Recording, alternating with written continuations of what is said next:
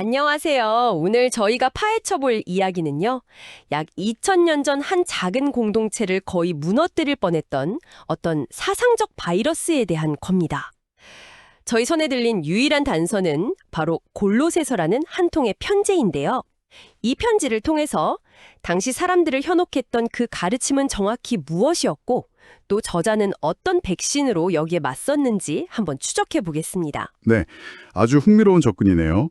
실제로 당시 골로새 교회는 유대주의 신비 사상이라던가 천사 숭배, 그리고 극단적인 금욕주의 같은 것들이 막 뒤섞인 아주 독특한 가르침 때문에 정체성에 큰 혼란을 겪고 있었거든요. 이 편지가 그 혼란의 한복판에 던져진 뭐랄까 아주 명쾌한 해독제 같은 역할을 한 거죠. 좋습니다. 그럼 이 편지라는 단서를 한번 열어보죠. 가장 먼저 눈에 띄는 건 발신인인데 1장 1절에 바울과 형제 디모데라고 쓰여 있네요. 전통적으로는 바울이 로마 감옥에서 썼다고 알려져 있고요. 네, 그게 오랫동안 정설로 받아들여져 왔어요. 바울이 감옥에 갇힌 상황에서도 자기가 직접 세우지도 않은 교회의 문제 소식을 듣고 그 안타까운 마음에 펜을 든 거죠.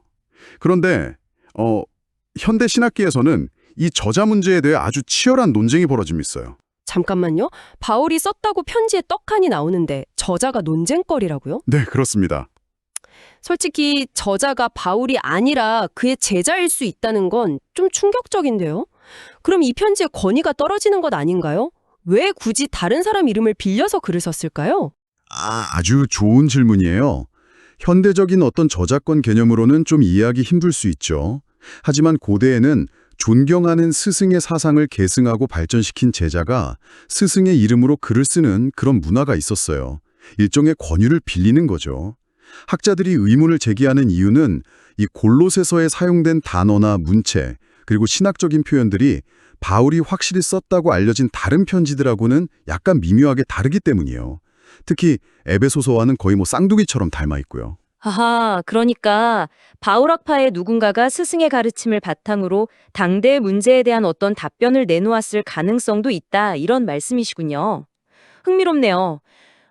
저자가 누구든 간에 이 편지를 쓸 목적만은 아주 분명해 보여요. 바로 그 사상적 바이러스에 대처하기 위해서였겠죠?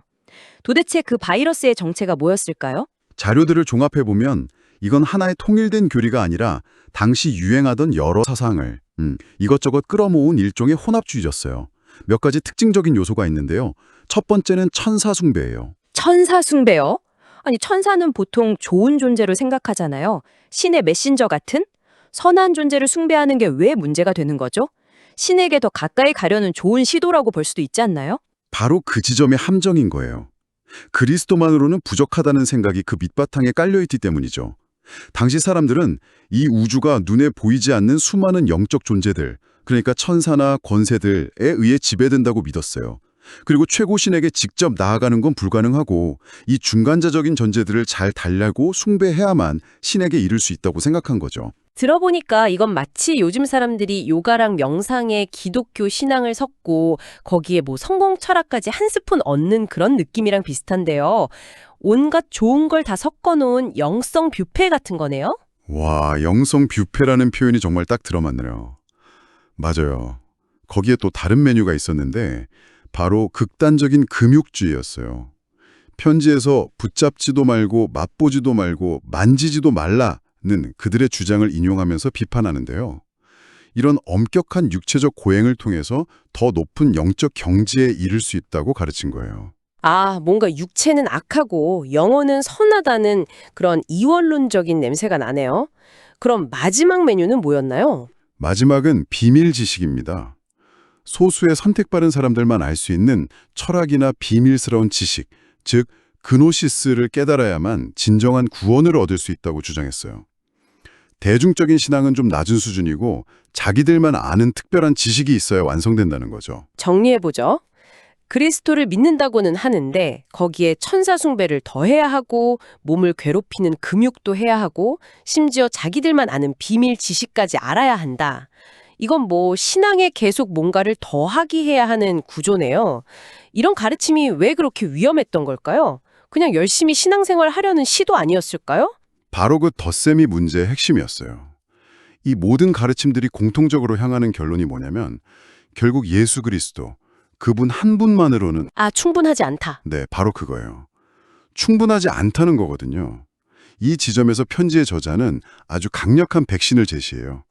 복잡하게 얽힌 모든 문제에 대한 단 하나의 명쾌한 해답, 바로 그리스도의 완전한 탁월성과 충족성이죠. 복잡한 문제일수록 본질로 돌아가라는 말처럼 이 모든 것을 한 번에 정리해줄 핵심은 바로 이것이다. 뭐 이렇게 외치는 것 같네요. 구체적으로 그리스도가 어떤 분이시길래 그분 한 분으로 충분하다고 말하는 건가요? 그 대답이 1장 15절부터 시작되는 장엄한 그리스도 찬가에 압축되어 있어요. 아마 초기 교회에 찬송시였을 것으로 추정되는데 그 내용이 정말 엄청납니다. 먼저 그는 보이지 아니하는 하나님의 형상이시오라고 선언해요. 하나님의 형상이요? 이게 그냥 하나님을 닮았다는 뜻은 아닐 것 같은데요? 맞아요. 여기서 형상, 즉 에이콘이라는 단어는 사진이나 초상화 같은 개념이 아니에요. 오히려 왕의 모든 권위를 상징하는 국세나 회사의 모든 권한이 담긴 법인 인감에 가깝죠.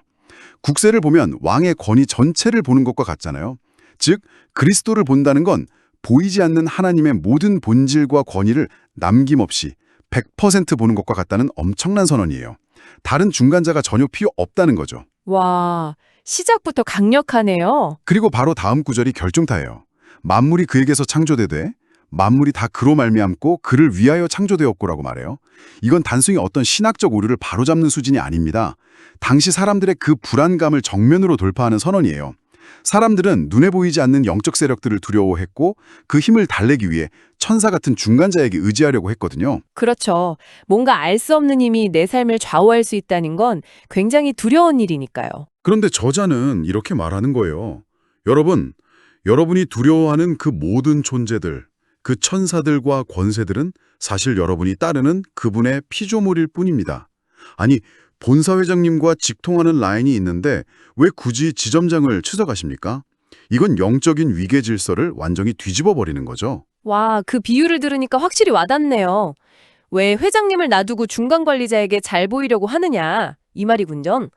다른 영적 존재나 비밀 지식, 인간의 노력을 통해서 신에게 다가가려 했던 모든 시도 자체가 출발점부터 잘못되었다는 선언이네요, 이건. 정확해요. 그리고 마침표를 찍듯이 그는 몸인 교회의 머리시라고 선포하죠. 교회의 주권자, 중심은 오직 그리스도 한 분이라는 거예요. 어떤 다른 철학이나 지도자도 그 자리를 대신할 수 없다는 거죠.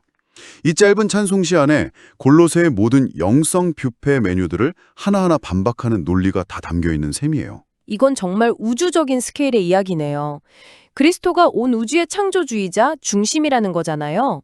그런데 솔직히 이런 거대한 이야기는 그래서 이게 내일 출근하는 나랑 무슨 상관인데? 라는 질문으로 이어지기 마련이거든요. 이 편지도 그 점을 놓치지 않는 것 같네요. 이 엄청난 진리가 평범한 사람들의 일상생활과 어떻게 연결되나요? 아주 중요한 포인트예요. 편지의 구조 자체가 정확히 그 흐름을 따라가요. 이 편지의 구조를 뜯어보면 정말 흥미로운데요. 그냥 생각나는 대로 쓴 글이 아니라 마치 유능한 변호사가 배심원들을 설득하기 위해 쓴 최후 변론 같아요. 부드러운 서론으로 마음을 열고 핵심은 그리스도 한 분이면 충분하다는 겁니다.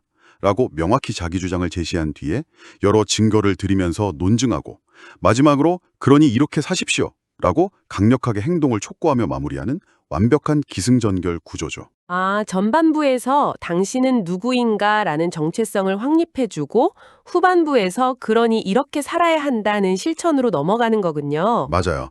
후반부의 핵심 권면은 벗어버리고 입으라는 아주 생생한 이미지를 요약할 수 있어요. 먼저 벗어야 할 것들에 대해 말해요.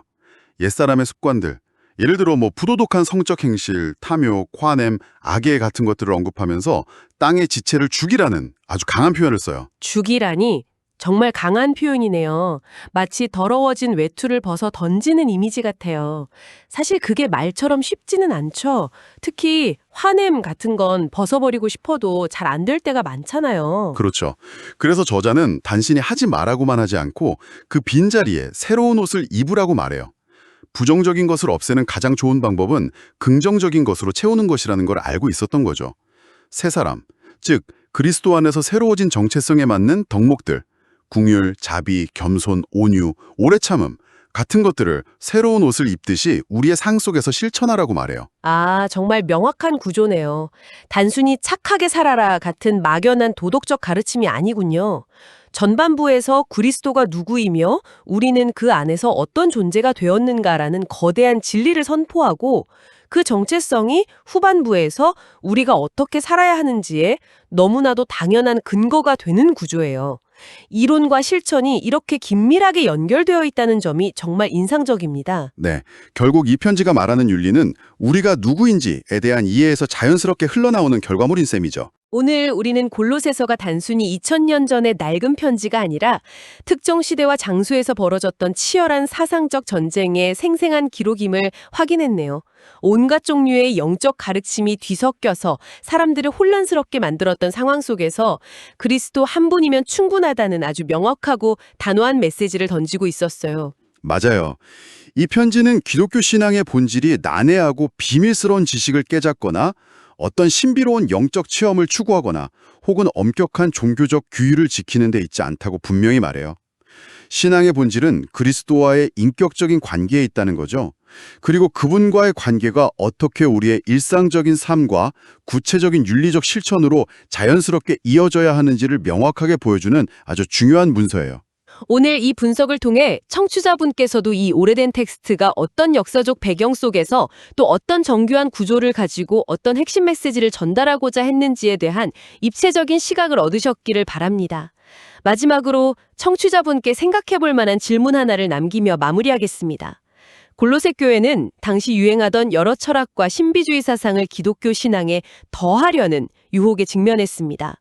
오늘날 우리 역시 수많은 자기개발 담론, 새로운 형태의 영성운동, 다양한 성공 철학 속에서 살아가고 있습니다. 만약 골로새서의 저자가 오늘날 우리에게 편지를 쓴다면 우리가 신앙의 핵심 위에 불필요하게 더하고 있다고 지적할 그 덧셈은 과연 무엇일까요?